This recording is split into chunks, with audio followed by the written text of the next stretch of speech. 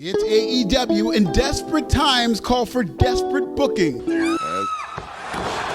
And of course, Harvey Weinstein jokes for comic relief, I guess. WWE's like the Harvey Weinstein of pro wrestling. 2024 is a pivotal year for AEW, and in a time where Tony Khan needs to be setting the table, he's shitting the bed. We're barely into 2Q24, and AEW has already had several moments that make it look like a reeling promotion desperate for a fix. If AEW was a person, it'd be Tyrone Biggums. Today, we have to talk about AEW's most desperate moments of 2024 and how this short-sighted booking is damaging to their long-term viewership. Hey, Will, Caden Lee from Wrestle Purists. What's up, Caden?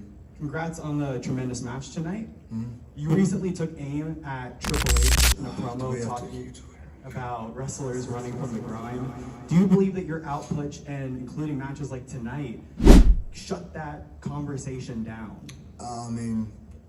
Yes. Of course. I don't want to address it anymore. Learn Swahili so you can subscribe in it. The all-elite victims are booking this product into the ground in an attempt to sign a new TV deal and solidify their future.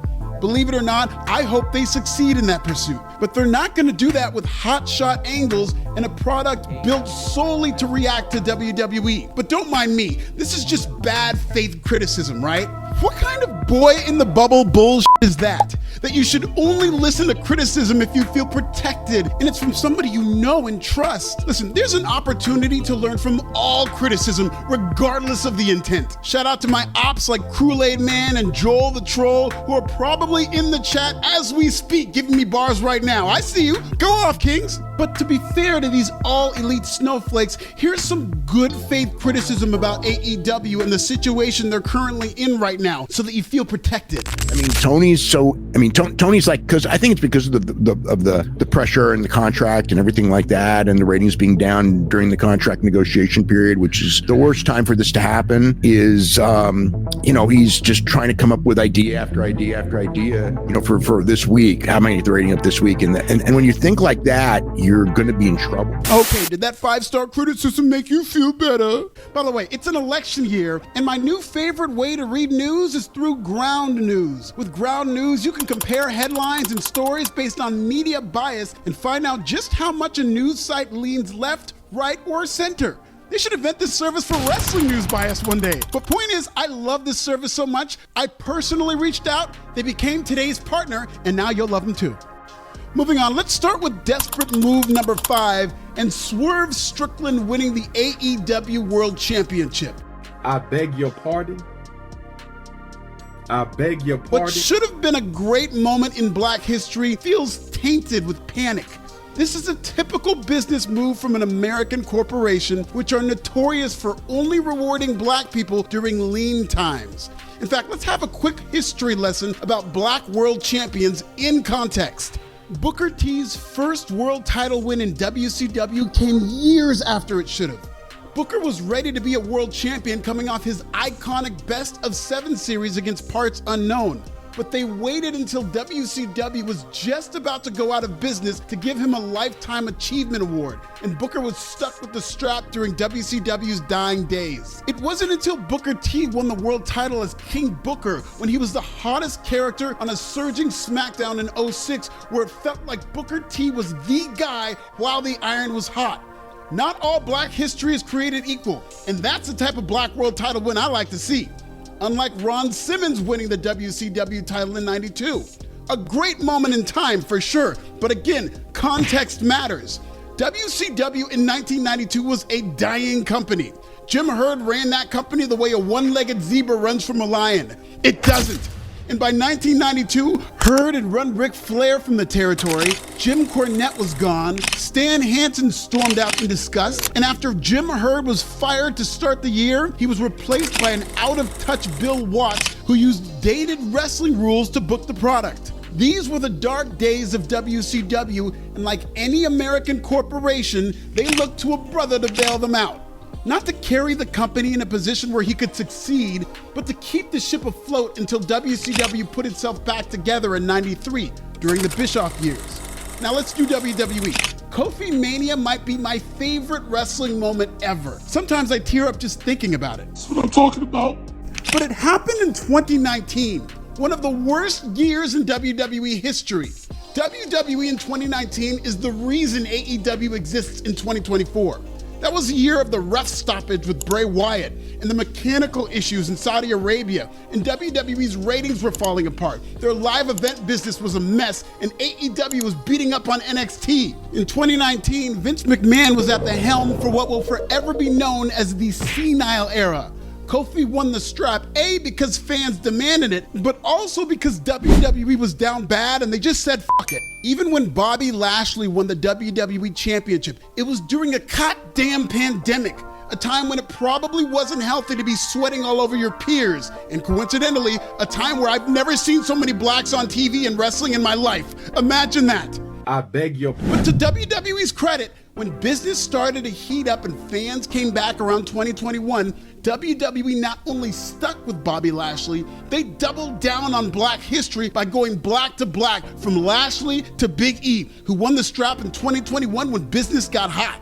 We love that. So knowing what we know about the spectrum of Black history in wrestling, Swerve's world title win feels closer to Ron Simmons than Big E. Swerve's win comes at a time where AEW is doing its worst ratings in years, and the company is in transition. Honestly, I won't feel comfortable with Swerve's run as world champion until All In comes and goes and Swerve still has that belt, as opposed to Will Meltzer, who's highly likely to be coronated in London at the behest of David. And now it's time for a game of Are You Dumber Than a Star Rating? Today's guest is Dave Meltzer, who likes wrestling but loves football. In fact, his favorite quarterback is Patrick Mahomes was on the shows. When the show started, it was Patrick Mahomes. And Patrick Mahomes in Kansas City, I mean, he is the biggest star, or at least biggest sports star, because Patrick Mahomes was a total heel on the show. That's why Patrick Mahomes was there. Because Patrick Mahomes is Patrick Mahomes. Patrick Mahomes. And Mahomes has his 3 Super Bowl rings on. Braun was going to attack Mahomes. Some may say this is me moving the goalposts, and they're goddamn right. What the hell do you expect? The very art of equity is moving goalposts until the playing field is leveled.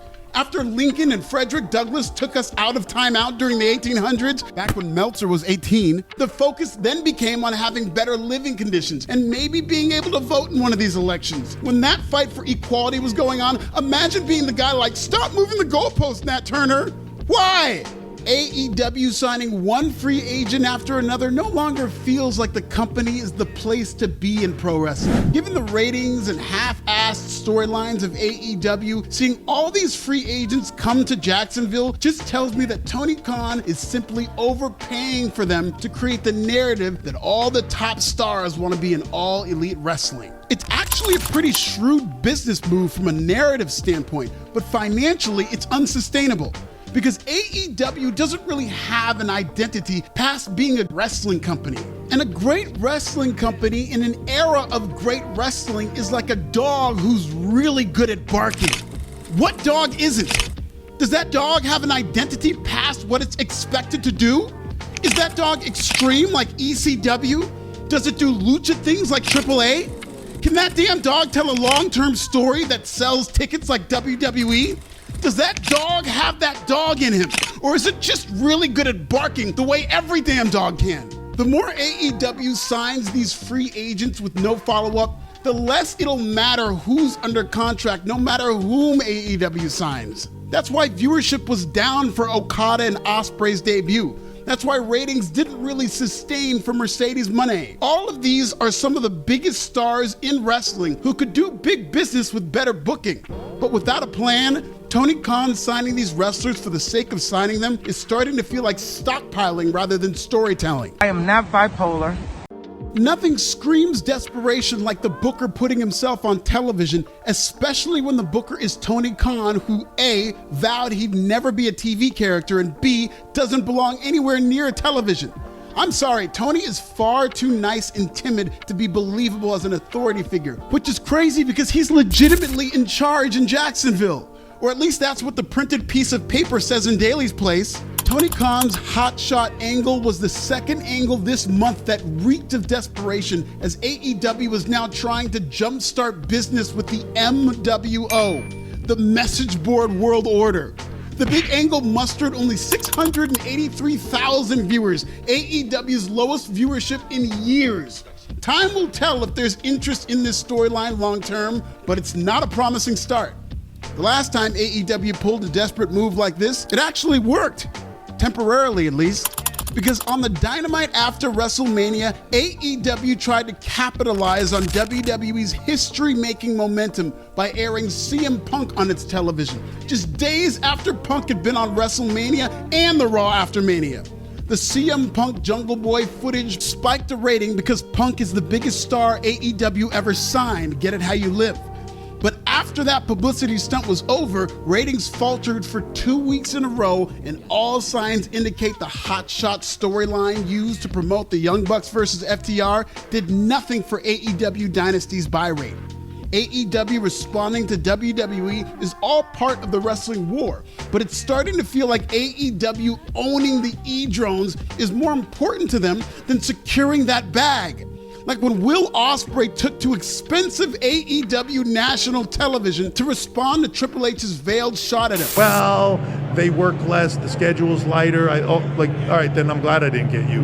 If you're not in it for the grind, you have no business being here. One that Paul made out of storyline and off WWE TV on the Pat McAfee show. This fake controversy led Will Ospreay to literally grind his junk on thin air next to an embarrassed Renee Young to mock Triple H's love life with Stephanie McMahon. Because he was grinding on the boss's daughter.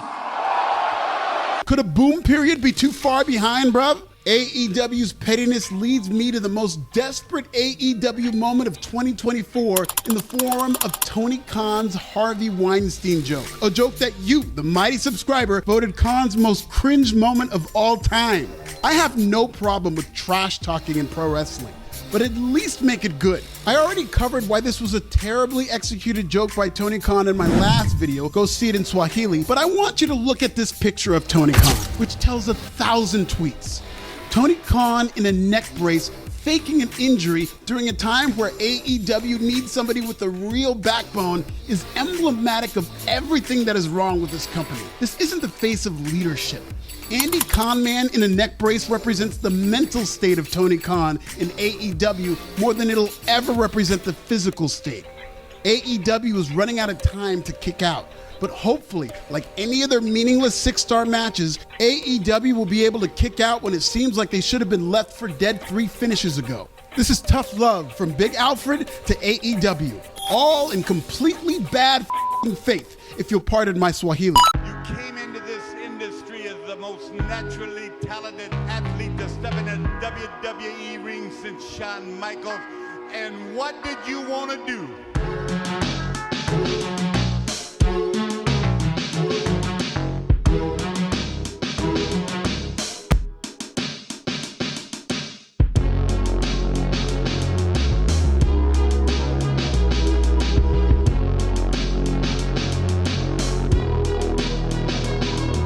Check out this goated Cody Rhodes documentary and subscribe. Does AEW have a path to redemption? How can they kick out of this? Seriously, let's save AEW right now. Tell me in the comments. Grinding on the boss's daughter.